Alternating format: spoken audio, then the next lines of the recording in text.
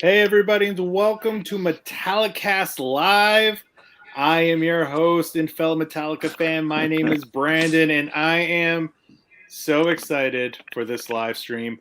Probably about like 6 months or so ago, maybe longer. I'm not. Time is just like one big blur right now. Totally, but real relevant these days. Between COVID, work, babies, life, who knows? Sounds like not even a real thing right now. But not too long ago, Mr. James Linfield of the mighty Beatallica was on Metallicast. We had a great time, and he gave me the heads up. Hey, a few months down the road, we're gonna have a new album coming out. Let's do something again. And today is that day. The brand new Beatallica record, the Devolver Album, is out everywhere now. And I'm so happy to have not just James, but the full band, all of Beatallica, on with us to celebrate and talk about the new release. So welcome, guys. Yeah, thanks for having us, man. Yeah, thank you. Now, for your hero, your background looks different. Who? Oh, Your Oh, background mine? looks different. Oh, I'm home. That's why I'm not at work. I don't He was have- doing all the other ones today from work and a bunch of boxes and shit in the warehouse. Yeah, it's a good setup though. It's nice and quiet back there. Oh yeah, You know, getting paid. compared to the work floor, it's noisy. Yeah. You know, so Awesome. you, good. you good guys have been insulation. you guys have been keeping busy today with some album promotion. It being the first day the record's out, and it's great. I can confirm. I've heard it. It is superb. It's excellent.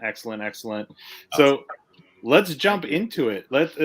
Kind of, when did the whole process for the Devolver album start for you guys? James, take it. I'm gonna go get a drink. boy, that didn't Yeah. take long. Yeah. I have Didn't that even prepared, Gert. What the hell, man? Yeah, I have that effect of people. I drive them to drink. Yeah. Well, I mean, I guess the long answer on it would be the process for this album started once Abbey Load was done. You know, I mean, we're a band like a lot of other bands that we will have a surplus of material or at least fledgling ideas that we want to work with. Atta baby.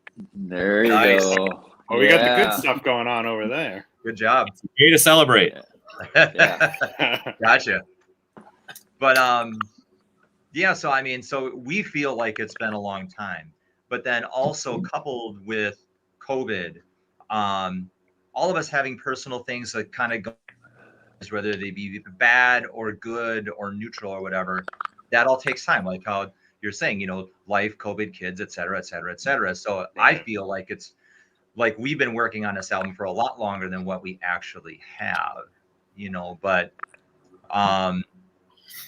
you know, as far as getting the songs together, I think I would say that was a pretty quick process once we were in the studio. Mhm. We already had "Here Comes Revenge" written, and we were playing it on the last tour, and that made the record, you know. But the other 8 are all new to us. But I know that there's a few stories that go behind some of the songs that particularly Gerg and Dr. Rob, they had some of these riffs in their own archives for many years. You know, they could go on and tell you about some of those things with a couple of those tracks. Awesome. Yeah. Is this sort of like how you guys typically approach an album, where it just sort of ideas trickle in from all of you? Then it's like, all right, we have X amount. Let's plow ahead and do this. Yeah, it's like, you know, someone will come to the floor with, you know, I got this idea, and we'll just flesh it out. And, you know, the suggestions we made, hey, let's change this, move this around.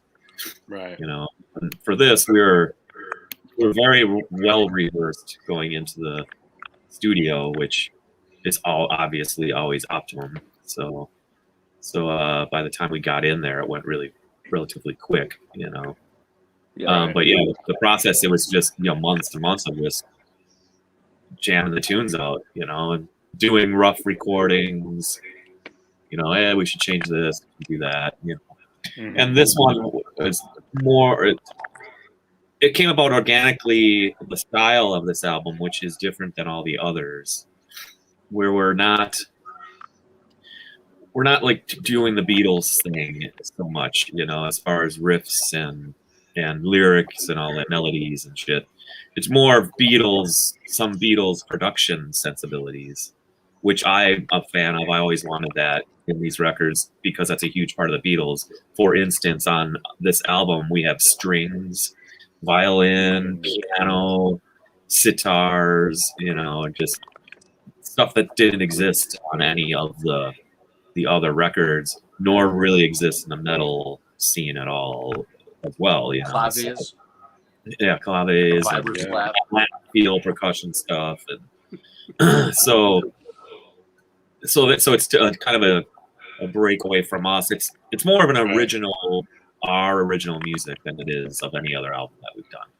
You know, but it's more of a nod to Metallica. It's more of a nod to Metallica and metal in general. But overall, it's like our own songs. You know.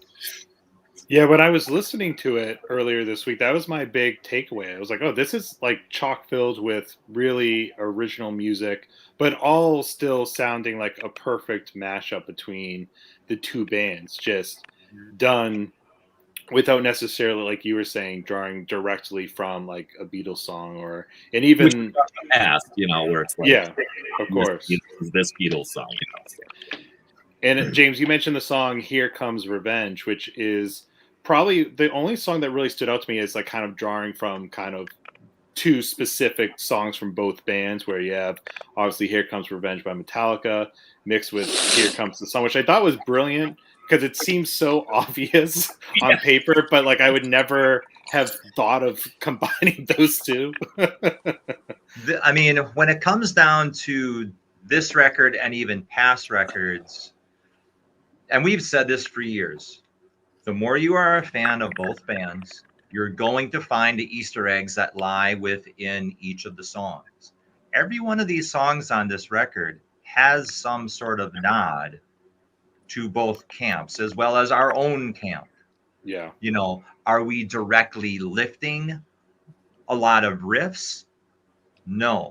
It's all about the feel, the vibe, creating this landscape where this listener can say, okay, I can hear it, but I know it's not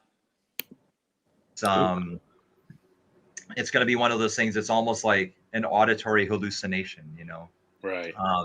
And a lot of bands, you know, in the history of time, Beatles, how they create their own song structures.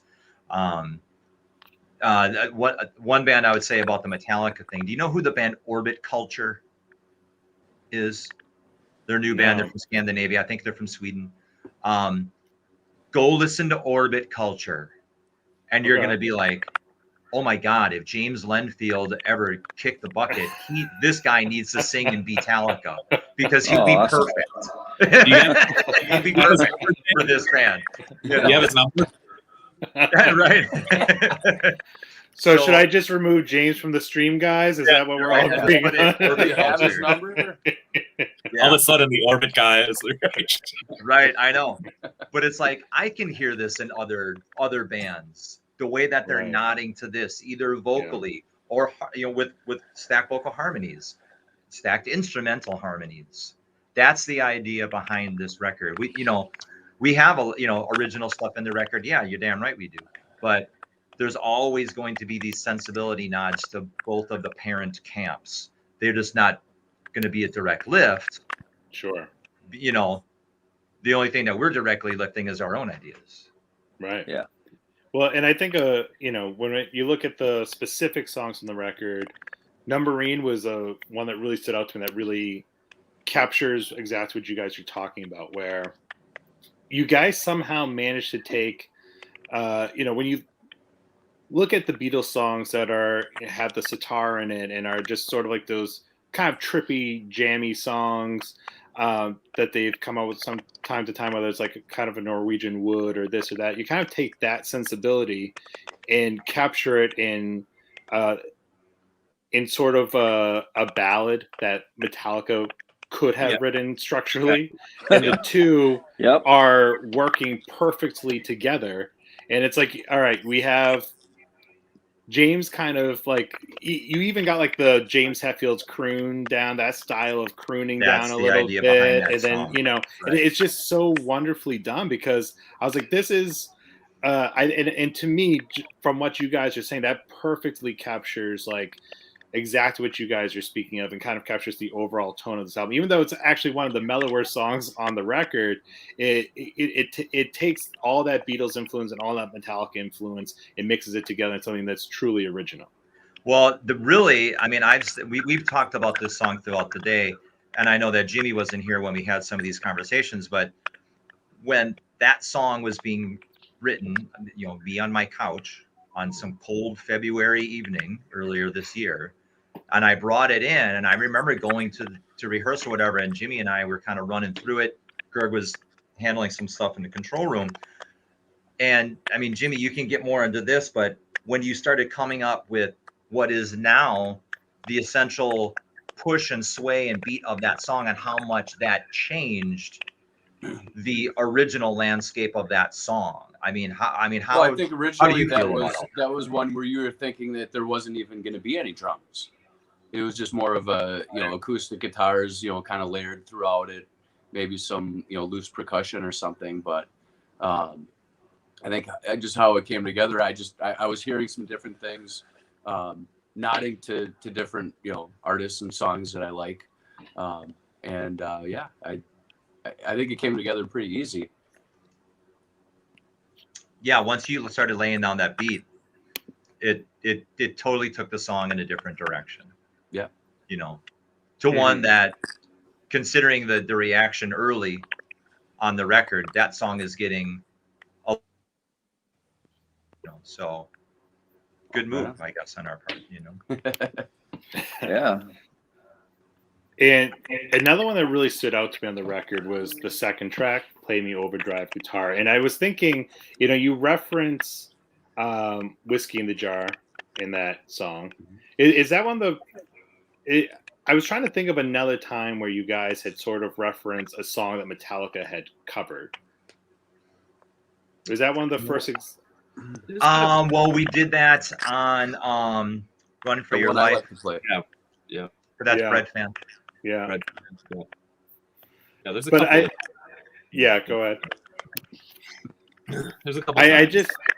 I just thought that was so well done too, because again, there's no direct Beatles influence in that, but with I could picture Paul McCartney at the piano playing that piano track with that feel. It just really captured that the Beatles feel, but with this traditional Irish song that made famous by Thin Lizzy and popular again by Metallica, and it's just like two worlds again that you don't feel like are going to work together, but you guys make it work. I remember first working with that song again on the couch sometime in winter, and I didn't like it. It wasn't going anywhere for me. It wasn't moving me at all, and I think that song must have changed directions in my head at least 5 or 6 times, and one of the things that was really the turning point in that song is taking that chorus, and again, the Beatles type of chordal structure that is going on there. It's not fifth chords, it's not power chords, it's not open chords, different voicings. And then Gerg got a hold of it and did his thing with it, played it back for us by adding the piano and doing all these other things. And then it really started having a different life. It really turned that song around, at least for whatever. And I really like the song now. But at first, boy, it was drudgy, it was slow, it wasn't moving,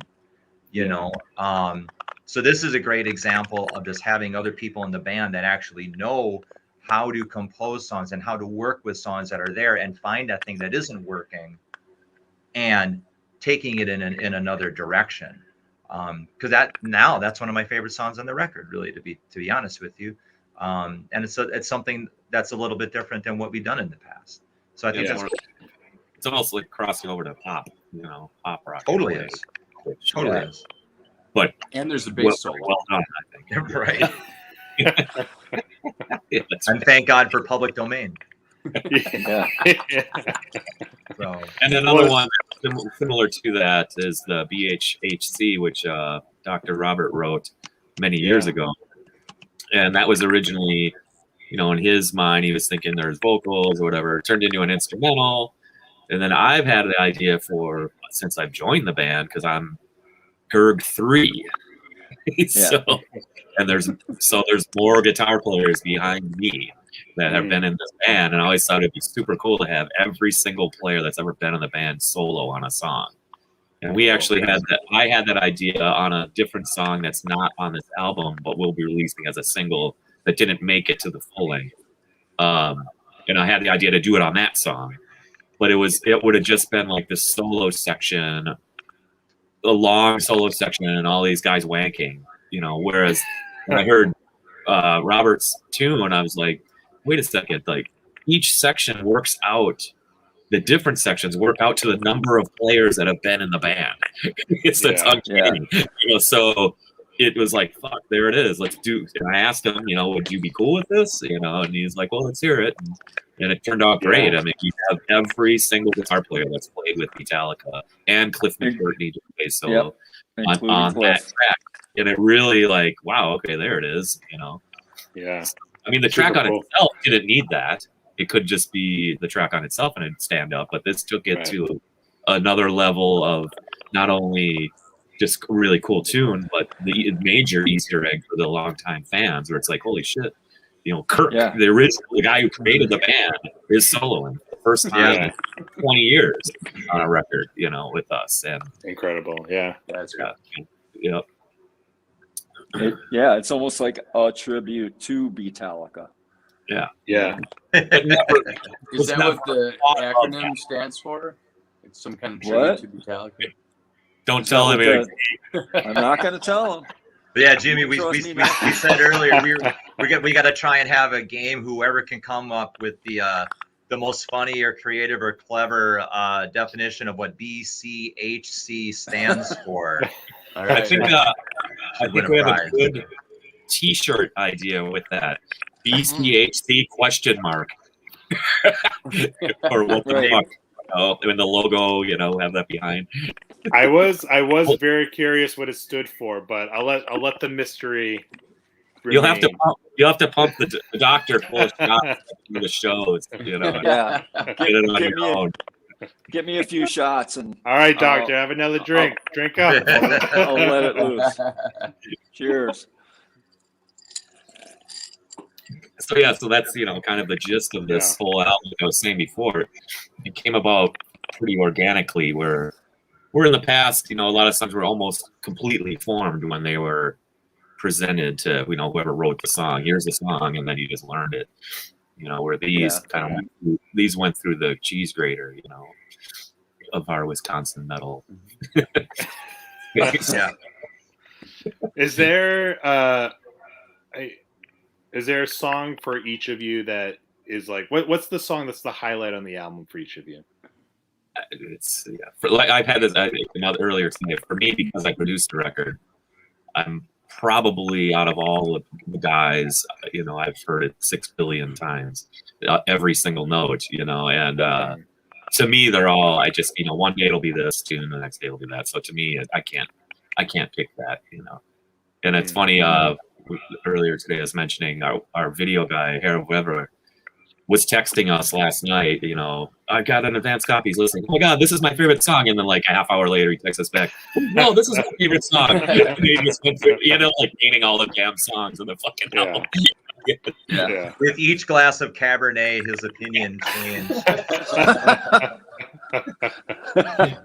So that's just mine. I just, and that's just me as a producer on any record that I work on. I'm so intimate with every tune, and so I can't separate, you know. So I mean, there's moments that I like the BCHC for me is a moment of fruition that I've always wanted to do, so that's special to me, you know. So. I really like the way The Damning of Eleanor Hippie came out. I like how that one turned out. But I think there's parts of every song where I can remember where I was, like, if I was coming up with the riff, like, and I'll, you know, like a lot of people, you know, you have voice recorders on your phone. It's like, oh shit, I got this idea. I'm going to put this down. So I was in central Wisconsin on this piece of land that me and my folks have, and I'm just walking around the land, cold, mid-October last year. Mm-hmm. And I'm just humming this riff, and I'm walking around just 40 acres of field and woods, and I'm going, and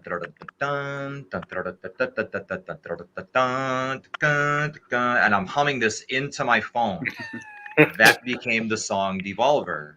Yeah. And now having that, and I can hear like wind rustling through and leaves rustling through Mm-hmm. the actual original vocal track of that song, and to have like these little bits and pieces of just like personal history, remembering where you were.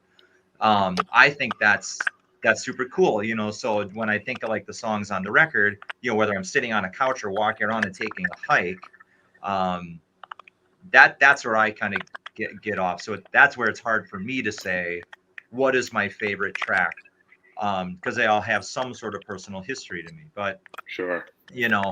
I know what songs to me I think might be, we've already highlighted maybe the ones that we haven't done something like this in the past, like whether it be Overdrive or Number 9, but Mm-hmm. but then there's going to be other songs that we haven't done things in the past with, things like Devolver or Neverborn, the history behind that song, and I mean, how old, that's probably the oldest song on the record, if I'm not mistaken, for Yep. Rob and Gerg, isn't that right?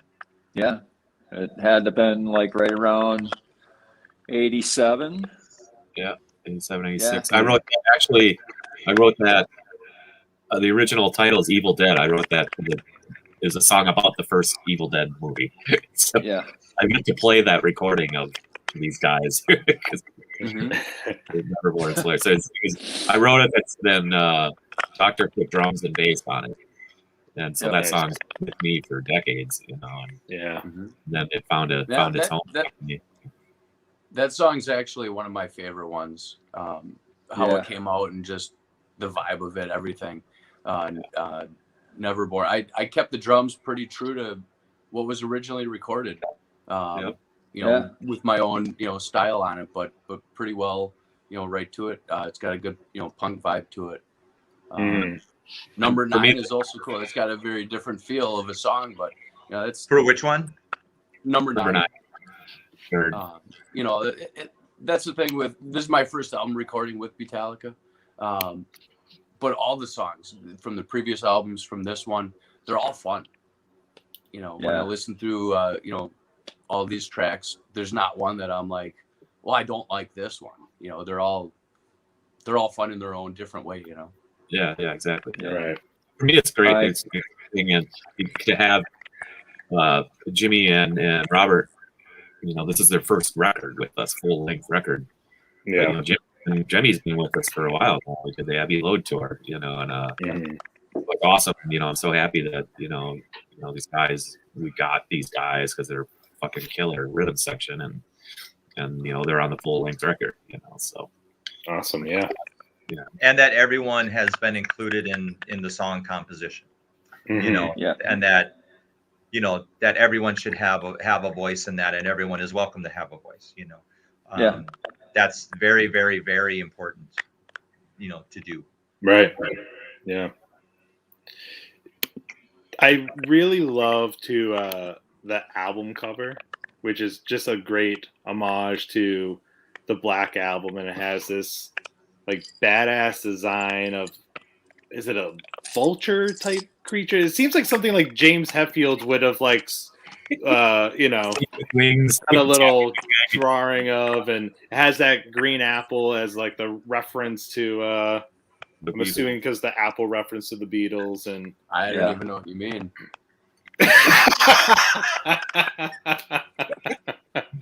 And I was like, the snake has to be around a keg. Yeah, so the snake's doing a peg stand. The original like art, the guy that he gave us was like some Swedish death metal band or something. It's like, dude, it's like way too heavy. We're on.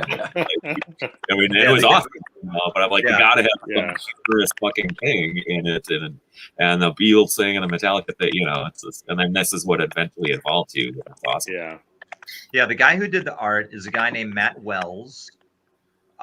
He's from up near Dr. Rob's way. He lives in the Twin Cities, though he's originally from Wisconsin. And he does a lot of alternative art and a lot of large scale art and also small scale and shirt design. And he's real talented, super cool guy. If you go to lizardman.com, that's his site. And you would find that in the liner notes of the record. But he's the one that did the art, and it's gotten a really good response as of right now. But when we were talking with him about it, okay, just again, Easter eggs, clues, things that the listener needs to look for to really understand what's going on. The album's called the Devolver Album. Listen to the lyrics of Devolver. You'll understand why the snake is what it is and why it's doing what it's doing. I'm not going to give you any more than that, but that's part of this process. That's part of the process. So when it came down to developing that concept, it was really pretty easy. It was just a matter of what sort of feel did we want? Did we want the snake to be cartoony, sort of campy, sort of too mean? No, that's too mean. You know, it's like, oh no, it needs a keg. Okay, well, it's got to have the tapper. Okay, well, we got to have the, there are all these other like maybe like characteristical details that we kind of went over, but the concept itself was very easy. And if you get to the lyrics of that song, it'll give you more clues as to why. Yeah. I loved because on the surface it's just kind of like a tribute to the Black Album, which also just turned 30 years old and is going through this. Because Metallica needs to promote the Black Album, they were out promoting the Black Album with the remastered box set, and they had the Blacklist covers and stuff. So I was curious what if we can kind of transition to some general Metallica talk for a minute. What does the Black Album mean to you guys as Metallica fans and as members of Beatallica as musicians? Was that an album that stood out to you in their catalog, or is that just? I'll start with that. Yeah. I remember hearing it, and I told my friend, "I was like, see, I told you they were posers."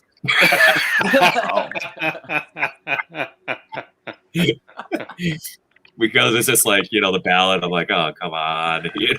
But I mean, obviously for everybody, everybody kind of felt that. They're like, what the fuck is this? The fucking Poison ballad? It's like, because, my favorite is, Kill 'Em All, and Master of Puppets, the heavy shit, so. But since then, it's grown on me. Obviously, it's a fantastic album, But at the time, my immediate thing is like, oh god, here we go, the fucking ballad. I'm a pretty harsh of metal back then. You had to be fucking, killing your fellow guitar player and eating his heart to be real. I don't know. Like, I kind of felt like the opposite, with the exception of Sandman. I thought that was going a little too far, but I really appreciated that album because it's pretty much the first one where James actually starts singing. Yeah, and it's played. Everything's played really well on the album. Where it's a real consistent. It's a powerful album. Yeah. The problem is that it was the total sellout album. Like, it was just it was just forced down your throat for the next 5 years. That's all you heard, was Sandman, like at least 5 times a day. And there are worse things to hear 5 times. Yeah, exactly. Oh yeah. I mean, let's at this point, I think it's a great album. For the 20th time, let's hear something off of Fleetwood Mac Rumors or like Hotel California. Of course. Yeah. But that's just me though. Yeah, as far as the Black Album, for people who say that is like a poor excuse for a metal album or for what Metallica is I think that's ridiculous. If you start listening to the song structures within that record, it's just as progressive as some of the other albums and other songs that they had put out on previous albums. It's just, you don't have to have like this magnificently progressive song that has to be 8.5 minutes long. If you can get these ideas in a more succinct form into 4.5 minutes long, that doesn't make a song any less progressive or any less intricate or intelligent.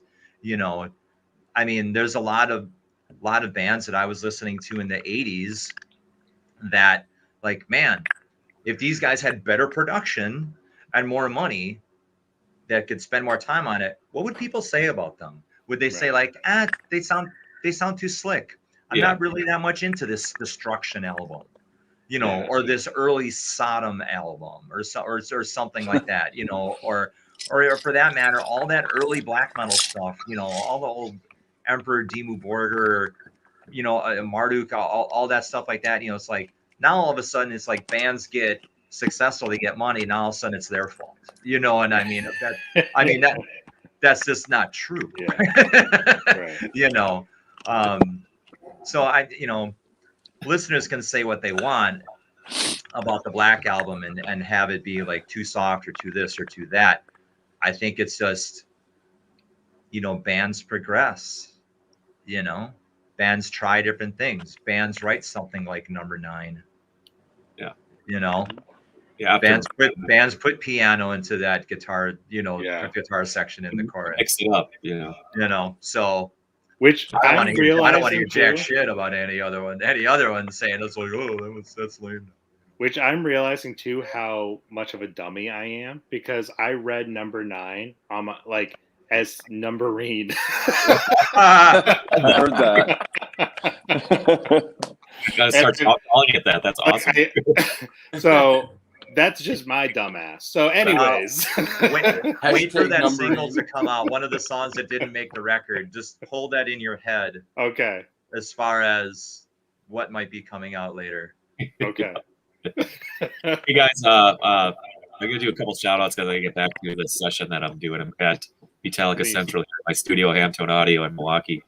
The client I have in today is the owner of Cream City Music, which is a fantastic music store in Brookfield, Wisconsin, which many touring bands have been to, whatever. So shout out to them. And shout out to John Douglas, the tech for Suicide Silence, who really gave me a rough night last night. in a good way. So with that said, I'm gonna nurse my hangover and get back to it. But I gotta roll. You need some silence. All right. Have a good one, man. Cheers, guys. Later. Take care. But yeah, I mean, one thing I was just going to throw in that's like about talking about the whole Black Album thing, Metallica Black Album thing. One of the songs that we hadn't talked about really yet all day is the single, which is honing back, you know, to the Black Album, you know. You know, so that was definitely one that needed to make the record. You know, not only with the Metallica side, but just again listening to Easter eggs within the song. Why we chose our longest song on the record to be the single, I do not fucking know. But it's kind of a very Metallica move, though. It's a very Beatallica move, if So. Yeah, that's a standout too. That the single there with, you know, I love Wherever I May Roam. I think it's one of the, I mean, it's a classic. I mean, who does not know that song at this point, right?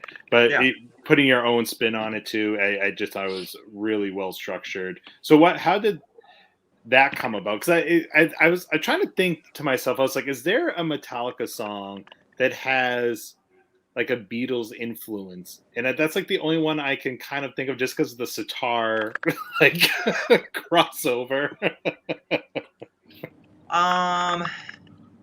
Well, I mean,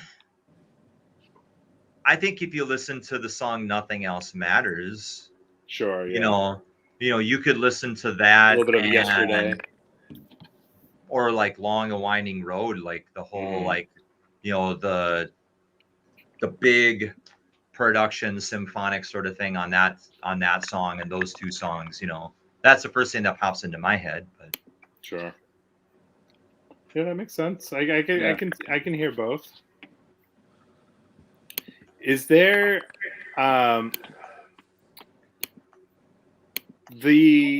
sorry, I had a tech difficulty there. What are the plans for after the album? I know you guys got a couple shows lined up in December. Yeah. Yeah, December 10th in Chicago at the Livewire Lounge in Chicago. Did I mention it's in Chicago, right? And then the Bend Theater in West Bend, Wisconsin, which is an old theater that was originally built in 1929. And that's on the next day, December 11th. It's also the place where I saw Pinocchio the first time when I was 4 years old. And the total traumatic scene of the whale coming over and crushing poor Pinocchio, and then he wakes up on the bed and he's human. But like, I was bawling my head. I was so scared during that part. If you ever get a chance to watch that movie again, that's a wicked part. But the animation is so amazing. We're gonna throw Weber off the balcony right towards you and have him dressed as like Free Willy or something like that. The big black menacing whale. Yeah. Yeah. But that's gonna be a fun show. I'm looking forward that the show at the Bend is all ages, so that's cool. The show in Chicago has now Jägermeister's now picked that up to be a sponsor. And that's going to be part of a whole weekend festivities down there for the deaf or the Forever Deaf metal festival that's going on down there. And we're doing like the kickoff show for that at Livewire. So that's cool. More stuff coming up for 2022 that I know, but as we were explaining in other live streams earlier today, the world is fairly open now, but that doesn't mean it's all the way open, and we were explaining it's just like it's locked up coming up that already canceled their tours, whether it be Borknagar, Jess and the Ancient Ones, Testament, Death Angel was on that, Exodus was on it. It's not happening, you know what I mean? So as time goes by, hopefully that alleviates itself, Sure. But the last thing that bands want to do and should do is to try and go out and try and force an issue, and then like shows aren't that good, you know what I mean? So as the world opens back up, that's what we're going to be doing. I mean, we've had conversations with other people here in the Midwest about getting some things going. So it's coming. Right. Can we give you exact dates? No. But is it coming? Yes. Excellent. Well, I was, last time you were on, James, the world was like just like trying out the concert thing again for the first time. And now, since the summer, we're starting to see tours, but like you said, it's like stop and go, it's like some of them have been very smooth and successful, and some of them, I know a number of people have gone tickets for various shows from various artists, and then like the day of, they're cancels because somebody in the camp got COVID or this or that, and so it's very up and down still. Yeah, even for our Summerfest show that we did here in Milwaukee in September, I mean, there were 3 bands at Summerfest I wanted to go see. They canceled. Yeah. I mean, the Pixies, they canceled their whole tour. I mean, I was going to go see Dinosaur Jr. in Madison in September. They got canceled. And I mean, so it's just. I was going to mention that. Yeah, so it's like I was going to go see him here too. Yeah, I mean, so it's still happening. It's still happening. So the last thing that we want to do is set things up, and then they're not settled. Sure. It's not a smart thing to do. Yeah. So we're willing to wait if club owners and other places are willing to wait. It's gonna change. It's gonna happen. Yeah. But we need to have it happen in full. Yeah. We can't kind of do it. We think this might be okay. That it's not good for a concert goer. It's not good for a venue. It's just, it's Sure. better to wait. And that's okay. And I think that's I'm just assuming here, but what Metallica has done lately is they will just announce like a one-off show, like, and they'll usually do it like the day of or the day before. Maybe it'll be like a smaller venue, and I think part of that, besides the fact that they enjoy doing it and they're big enough where they can pull it off, is I think my assumption is COVID has something to do with it. So instead of mapping out a tour and going through all of these things where you're on the road permanently and kind of having greater risk of this or that, they're just kind of like, we can do a one-off show and then go back and retreat and to our camp and then do another one-off show here and one-off like that. Just seems to me for bands right now maybe like less risky than planning a full-fledged tour, but obviously there are, that's not doable for some artists for one reason or another. Everybody's Well, and you're not touring with all that production, right? Not only Yeah. all the equipment, but the people that are working it. You have a lot more people involved. Sure. So I think doing the one-offs, make it a little more scaled down still. Still kind of work with the environment that we're in right now. Sure. Right. Yeah, we're still hoping that, I know like last year and really, in 2020 that we were going to be doing the Pouza Festival in Montreal. I mean, that was, so we were going to be there, for multiple dates over that festival time period. And we're crossing our fingers that happens next year, because now you're talking about crossing international borders and everything like that. And we're there if it's going on. I know that. Right. We are set and we are down, but it's got to get cleared. Sure. And we got to be able to get back into the United States, so. Yeah. Works both ways. Yeah. So, fingers crossed that, things can kind of return to even more normalcy and we can have you guys and more bands on tour playing shows. As we start wrapping up here, I want to hear from you guys. When you look at the Beatles, when you look at Metallica, both drummers, Mr. Ringo Starr, Lars Ulrich, face a certain amount of criticism from certain camps, or are viewed as, maybe the weaker of the sum of their parts. So I want to hear from you guys, Lars or Ringo, if you have to choose. Jimmy, you go ahead. You're our drummer. Well, I think they both. I'm a fan of both, for the record. I enjoy both of them. I always have. I think everybody gets criticized. You got the two biggest bands of their era. Yeah. In their respective, genres at least. So, everyone's gonna, have an opinion on something. So they're gonna, rate who's the worst out of these four guys that are the best, Yeah. So, Yeah. I mean, who's better or who's my favorite? I mean, that's really hard to say, because they're so different. I've met Lars. He was awesome. So I'll say him. Yeah. Yeah. My take on that would be, Lars definitely, like, he's got his good qualities, like what it is he's basically the life of that band. Like, that band would not be doing anything. It wouldn't exist without him. And, he's the guy who is antagonizing the rest of the guys to, like, fuck you guys, let's get out there and do it. He's that type of guy.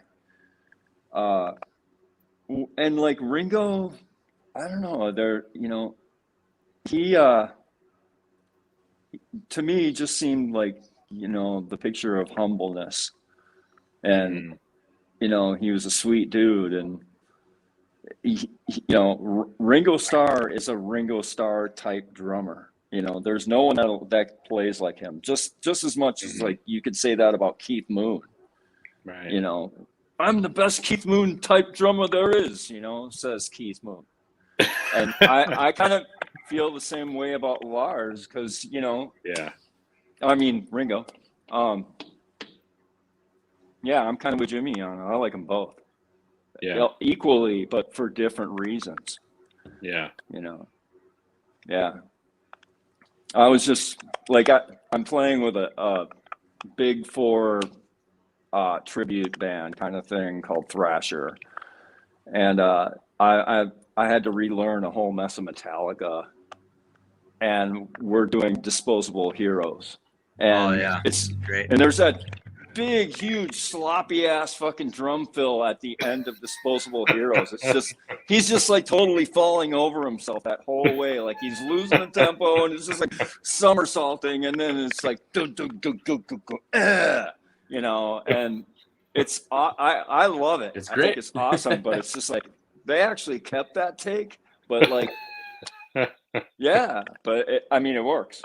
So Yeah. but That's actually my favorite Metallica song, and we have never attempted to use that song in a Beatallica song. And it's not because I think it's off limits. It's just a weird, thing. Yeah. But Disposable Heroes is still like my number one favorite Metallica. It's something to keep in mind. It's you know, it's not an easy song to play because it's a fast song. You know. Technical wise, it's not that bad though. Yeah. Well, next record. Well, I thought, you know, you just hear the haters on both sides, but I personally, I'm a fan of both. I don't think you have those bands exist without them in those roles. It would just be a different band. Like I hear so many people say like, well, what if, you know, Vinnie Paul played drums Metallica? I'm like, it would sound great, but it wouldn't be Metallica. It just would be a completely different band, you know? Like, he's such a huge part of their sound, as Ringo was a huge part of their sound. And let's not discredit the songwriting of both individuals too, where it's like every Metallica song is Hetfield, Ulrich, and Ringo Starr wrote countless Beatles hits and classics too, you know? So it's like, you know, let's give the man, both of them their praise and credit where it's due. Yeah, I'm Absolutely. I back both of them. I'm totally with both of them. I was curious if you guys ever heard they did a live acoustic cover of In My Life. Did you guys ever hear that? Metallica did. I did not. No, I've never heard it. I'll have to look that up. Yeah, Hetfield did it solo, and then they did it as a band sometime after that, but both like in a live acoustic settings. And I was impressed because Hetfield really went into his falsetto there for that last high note, you know, and I was like, all right, James, okay. Well, the guy can actually sing. You know, he's a natural vocalist. Yeah. So where is the best place for people to get the Devolver album? Out now, everywhere. Where's the best place for them to pick it up? What is it? Beatallica.bandcamp.com. Yep, that'd be the number one. But as of today, I'll prove it to you. So as of today, according to DistroKid, for those of you out there who know what DistroKid is, right here, you can pick us up. We're going to be on Spotify and Apple Music and YouTube Music, as well as the Beatallica.bandcamp.com. But on the Bandcamp, you can get new merch. You can get all the merch and other merch bundles and things like that. That has other links to the video for wherever and everywhere and stuff like that. So we would encourage people to go to the Bandcamp to get that. But, you know, if you're going to stream it, Spotify, Apple Music, YouTube Music, it's all on there as of right now per this device. Go buy it. So excellent. So, and if you're listening to this after the live stream, because this will go out as an audio podcast to the world, when the live stream's done. So if you're And the listening, album will still be available then too. yes, definitely. And check out the link in the episode description. So I'll put a link to the Beatallica Bandcamp. So it'll be a click away if you go to the episode description. Make it nice and easy for you. No thought involved. All you need is your credit card, debit card, PayPal. I don't know if does Bandcamp take PayPal. I'm sure that they do. So just come prepared with your money and buy the album. Thank you. Come out to Thanks come up. for- You know what I mean? I mean, we're obviously going to have hard copies at the gigs. So that all works. And if anyone's got any questions, they can always hit us up on our Facebook, our Instagram, you know, because we're going to be very responsive to those sorts of things. You can contact our label, Metal Assault Records. They would be able to direct you, you know, properly, and you know, the avenues are pretty easy. It's a digital age. It's kind of hard to hide, you know. So, and there'll also be links in the episode description to the socials, which I'm guessing is the perfect place to go for any upcoming announcements for shows. If there's a tour down the road, all that good stuff will be announced there. Yep. Excellent. Yep. Yeah, Beatallica.org will get you to all the links. But like, you know, I said, you could, if you just looked us up on Instagram, Facebook, we're there. Yep. Awesome. Thank Twitter you guys. as well. Awesome. And there'll be a link to all that. So again, you don't even need to use your brain. Just click, follow, buy the album. Thank you guys so much for coming on. This was a lot of fun. Thank you very much. Yeah, Thank thanks for you. having us again, man. You know, we'll definitely keep Definitely. you posted once some other things for 2022 start getting into shape, you know. Sounds good. You guys are welcome back anytime. We'll talk Beatallica, we'll talk Metallica, we'll talk the Beatles, we'll talk Megadeth, Slayer, whatever you want to talk about. Right. We'll just drink. Or we'll just drink. One of those things. For the I first like time all ever, of that. for the first time I like ever, all of Gerg that. rolls in here with the best booze. He is notorious, man. He is notorious for drinking the shitty stuff, man. I just swear to God, dude. Hey, but it works. Swear to God. Yeah. So I was impressed. I'm like, good job, Greg. Now, I usually end an episode of Metallicast with a little "Up your ass, yeah." I try to channel my inner Hetfield. Would anybody like to take that away from me this episode? What do you say? Till next time, ladies and gentlemen, middle up your ass, yeah. Okay, Yeah. go ahead, Jimmy. No, that's all you, man. Yeah. Dr. Robert? I Come don't think I got it. Everybody together on 3. Just metal up your ass, yeah. Yeah. All right. All right, you gonna count it? 1, 2, 3. Metal up your ass, yeah. Beautiful. Thank you guys. Louder. Yeah, next time.